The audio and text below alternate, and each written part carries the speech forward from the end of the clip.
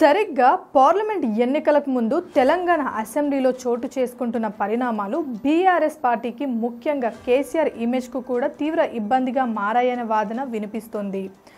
వాస్తవానికి బీఆర్ఎస్ను ఓడించి అధికారంలోకి వచ్చిన కాంగ్రెస్ పార్టీకి సంపూర్ణంగా నిద్రపట్టే అవకాశం లేదు. పక్కలో బల్లంలో బీఆర్ఎస్ వ్యవహార శైలి ఉంది. ఎందుకంటే ప్రస్తుతం కాంగ్రెస్ మద్దతు 64 మాత్రమే. వీరిలో ఓ 10 మందిని తమ వైపు తిప్పుకుంటే కొత్తగా ప్రభుత్వం తాము ఏర్పాటు చేసినా చేయకపోయినా కాంగ్రెస్ను గద్దె దింపేశామన్న సంతృప్తి బీఆర్ఎస్కు ఉంటుంది. కాంగ్రెస్ ప్రభుత్వం 3 నెలల ముచ్చటేనని కేసీఆర్ నుంచి కింద స్థాయి నాయకుల వరకు కూడా చాలా మంది చెబుతున్నారు.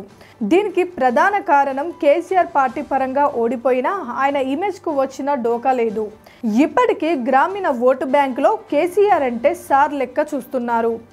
ఎప్పుడు ఏ క్షణంలో ఎలాంటి పరిణామాలు ఎదురైనా తట్టుకునే పరిస్థితి కాంగ్రెస్కు అవసరం. కానీ ఈ పరిస్థితి రావాలంటే పదిలంగా 5 ఏళ్లు ఉండాలంటే కాంగ్రెస్కు బలమైన పునాదులు పడాల్సిన అవసరం కన్నా బీఆర్ఎస్కు బలమైన నాయకుడిగా ఉన్న కేసీఆర్ను బలహీనపరచాల్సి ఉంటుంది. ఈ క్రమంలోనే సభలో వరుస పెట్టి ప్రాజెక్ట్ విషయాన్ని, ఇతర సంక్షేమ పథకాలు, విద్యుత్ రైతుల సమస్యలను కాంగ్రెస్ ఏకరువు పెడుతుంది. ప్రజల్లో మరింతగా బీఆర్ఎస్ సానుకూల పవనాలు తగ్గించే ప్రయత్నం చేస్తుంది. ఇప్పటి వరకు ఉన్న అంచనాల ప్రకారం బీఆర్ఎస్ ఓడింది. కానీ కేసీఆర్ మాత్రం కాదనే వాదన ఉంది. అంటే కేసీఆర్ ఇమేజ్ వచ్చిన డోకా లేదని స్పష్టమవుతుంది.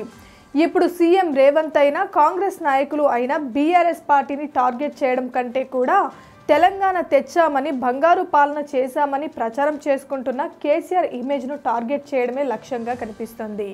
ఇది సక్సెస్ అయితే బీఆర్ఎస్ ఎంత బలంగా ఉన్నా, ఎంత బలహీనంగా ఉన్నా తమకు ఇబ్బంది లేదనే వాదన వినిపిస్తుంది. Please subscribe Pragna Media. Please like, share, subscribe to Pragna Media. Pragna Media, please do like, share and subscribe. Please subscribe to Pragna Media. Please like, share and comment if you like the video. Pragna Media.